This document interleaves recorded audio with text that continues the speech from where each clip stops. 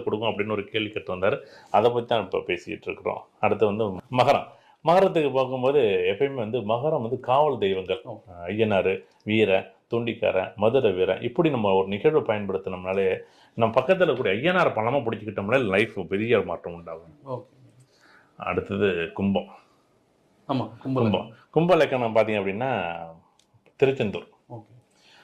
திருச்செந்தூர் போகிறது வந்து ஒரு பண வருமானத்தை கொடுக்கும்.